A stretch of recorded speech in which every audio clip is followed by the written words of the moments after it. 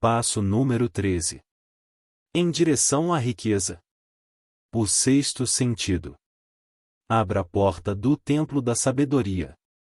Caminhos gloriosos de aventura criadora acenam na estrada da riqueza.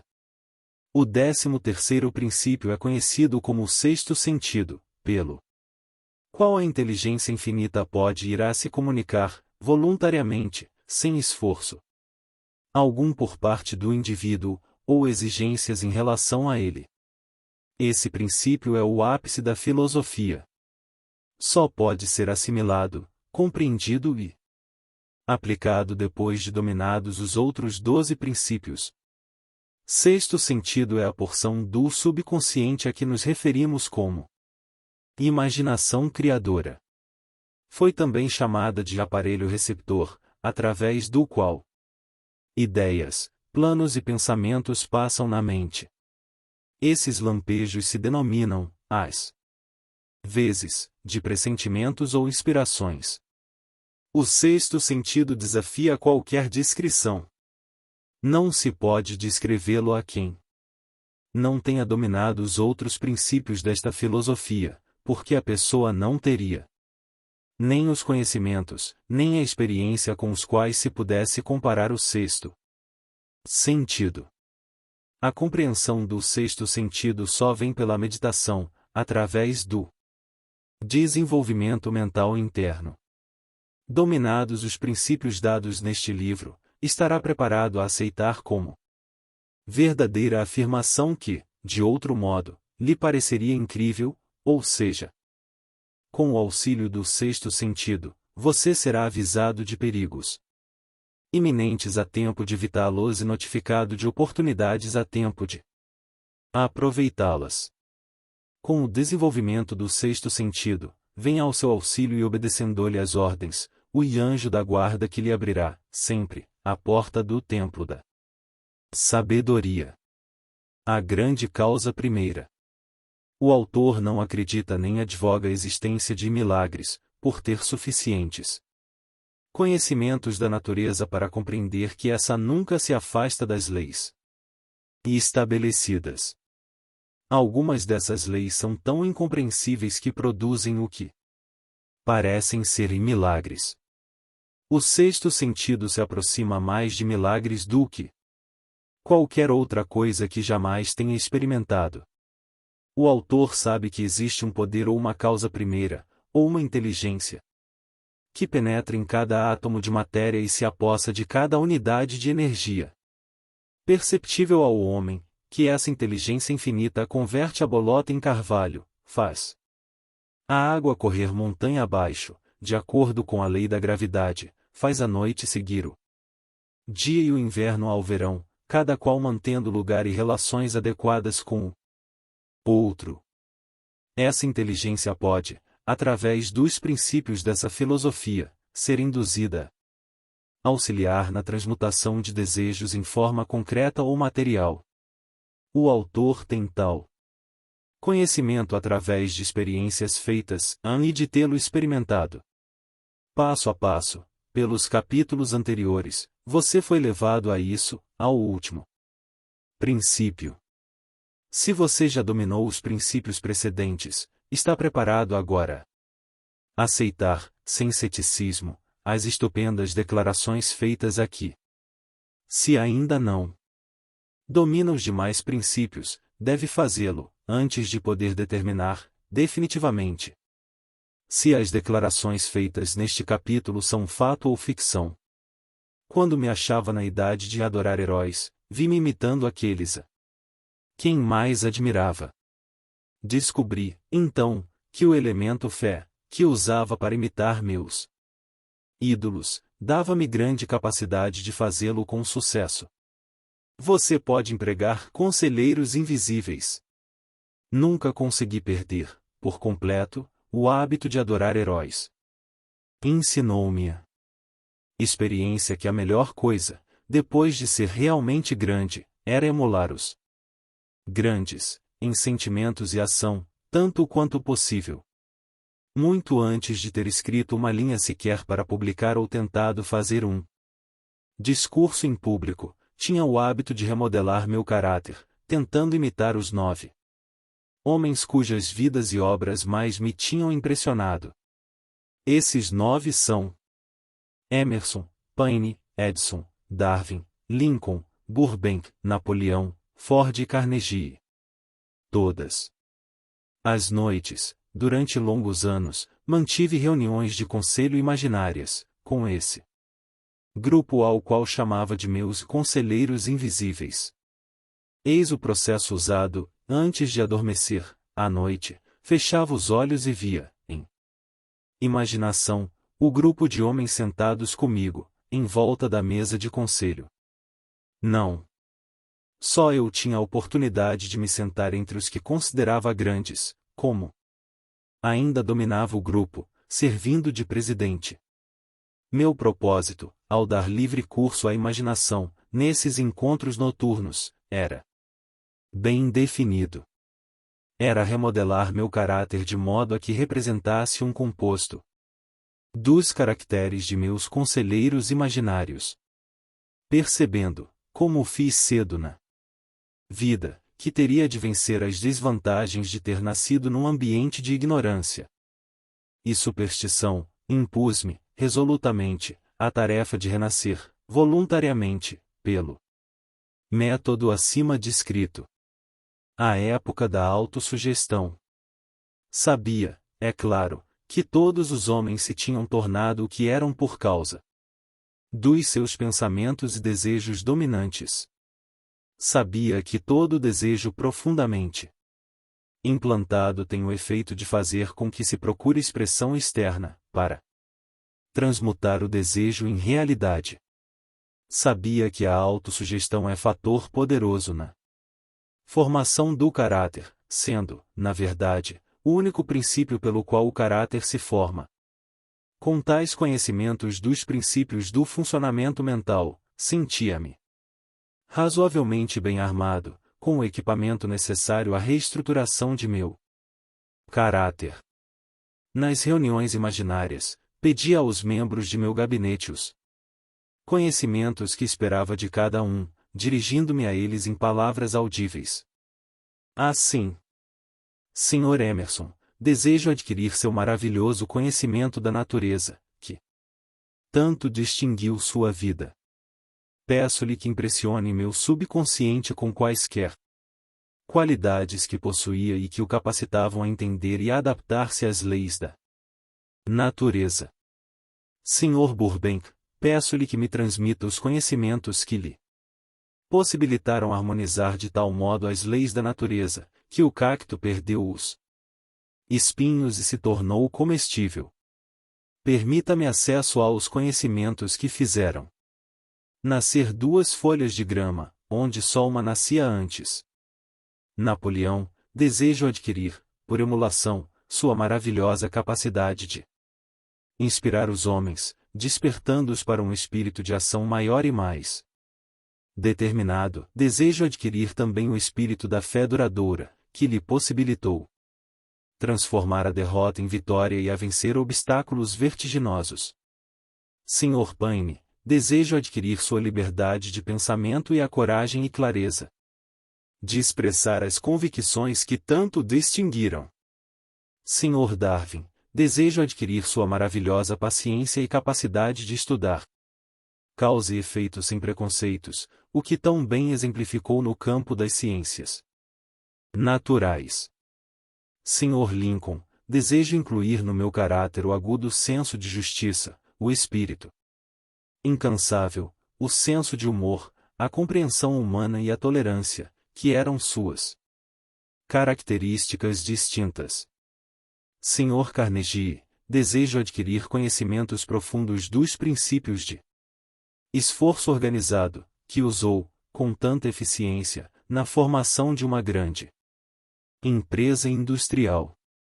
Sr. Ford, desejo adquirir seu espírito de persistência, a determinação, o equilíbrio e autoconfiança que lhe possibilitaram dominar a pobreza e organizar, unificar e simplificar o esforço humano, de modo que eu possa ajudar outros a seguir suas pegadas.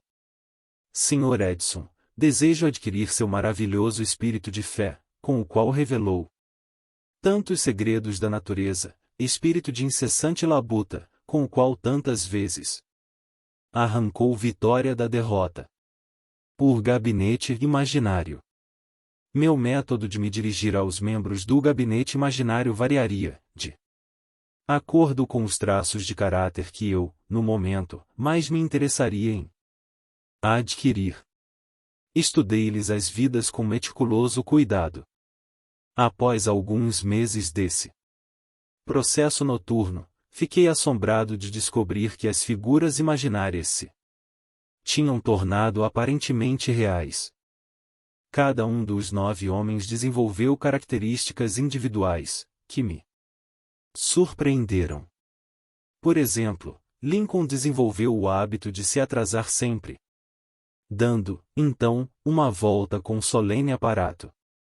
Sempre trazia uma expressão séria. Raramente o via sorrir. Com os outros não se dava o mesmo. Burbank e Paine frequentemente trocavam ditos espirituosos, que pareciam, às vezes, chocar aos demais membros do gabinete. Certa vez, Burbank se atrasou. Ao chegar, estava excitado e entusiasmado, explicando que se retardara devido a uma experiência que estava fazendo e pela qual esperava conseguir produzir maçãs em qualquer tipo de árvore. Paine repreendeu-o, lembrando-lhe que fora com a maçã que começaram todos os aborrecimentos entre homem e mulher. Darwin ria, com vontade, sugerindo que Paine tomasse cuidado com pequenas serpentes, quando fosse à floresta, apanhar maçãs, pois elas tinham o hábito de crescer, tornando-se serpentes grandes. Emerson observou, nem serpentes, nem maçãs, e Napoleão comentou, nem maçãs, nem Estado. As reuniões se tornaram tão reais que fiquei com medo das consequências e interrompi-as por muitos meses. As experiências eram tão esquisitas, que eu temia, continuando-as, perder de vista o fato de que eram puramente experiências imaginárias. Essa é a primeira vez que tive a coragem de mencioná-las. Até agora, nada.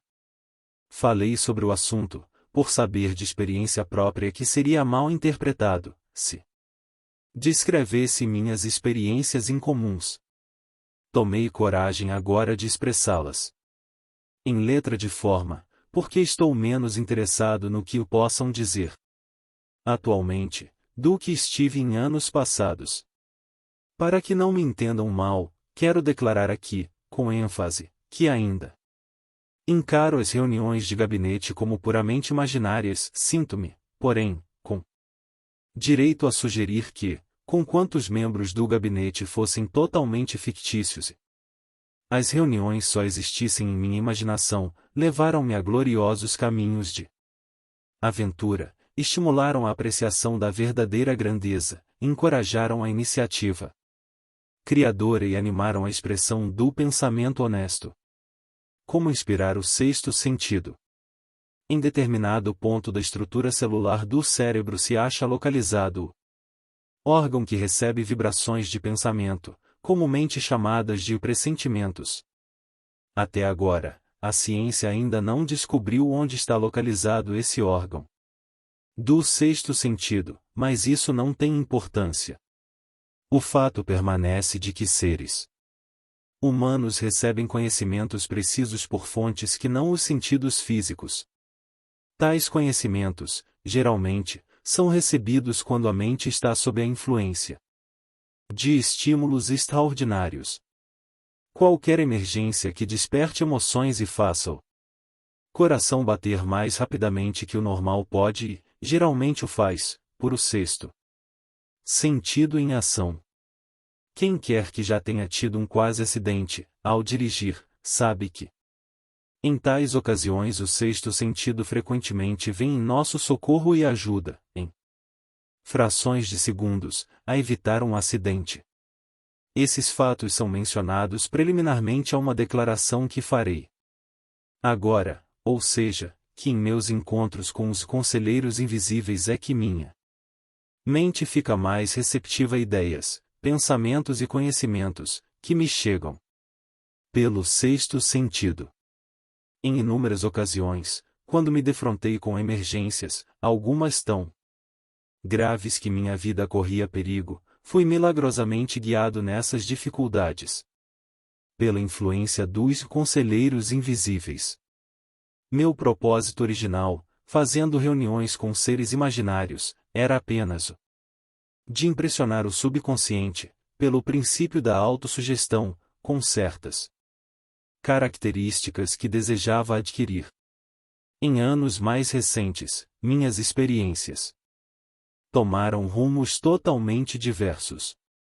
Procuro agora os conselheiros imaginários com todos os problemas difíceis que me confrontam e a meus clientes. Os resultados, muitas vezes, são espantosos, embora eu não dependa inteiramente desse tipo de conselho. Você possuirá um grande poder novo. O sexto sentido não pode ser tirado e colocado à vontade. A capacidade de usar esse grande poder vem aos poucos, pela aplicação dos outros princípios expostos nesse livro. Não importa quem você seja ou quais seus propósitos ao ler esse livro, não poderá aproveitá-lo sem compreender o princípio de que tratamos nesse capítulo. Isso é especialmente verdade se seu principal propósito é o da acumulação de dinheiro ou outras coisas materiais. Incluímos o capítulo sobre o sexto sentido porque esse livro foi projetado com o objetivo de apresentar uma filosofia completa, pela qual os indivíduos possam se orientar sem erros, atingindo o que querem na vida. O ponto de partida de toda realização é o desejo. O ponto final é o tipo de conhecimento que leva à compreensão. Compreensão de si mesmo, compreensão dos outros, compreensão das leis da natureza, reconhecimento e compreensão da felicidade. Esse tipo de compreensão só chega em sua íntegra havendo familiaridade e uso do princípio do sexto sentido. Tendo lido o capítulo, você deve ter observado que, enquanto lia, foi elevado a um alto nível de estímulo mental. Esplêndido! Volte daqui a um mês, leia-o. Novamente observe que sua mente se elevará ainda mais no plano dos estímulos. Repita a experiência de tempos a tempos, não se importando o quanto ou quão pouco. Aprende de cada vez e logo se verá de posse do poder que lhe possibilitará livrar-se do desânimo, dominar o medo, superar a procrastinação e usar livremente a imaginação. Terá, então, sentido o toque daquele algo desconhecido, que é o espírito que impele todo pensador, líder, artista, músico, escritor e estadista verdadeiramente grandes.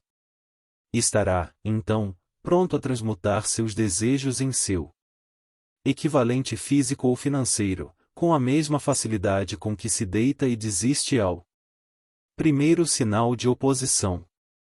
Pontos a fixar. Inspirações e pressentimentos não mais passam por você, agora o inundam de dinamismo, através da imaginação criadora, em seu sexto sentido. O autor escolheu Henry Ford e outros homens de sucesso para se tornarem seus conselheiros invisíveis. Você pode alcançar seus objetivos, do mesmo modo que ele, com o mesmo método assombroso. Você está em contato, agora, com algo desconhecido que foi uma constante dos grandes homens de todos os tempos.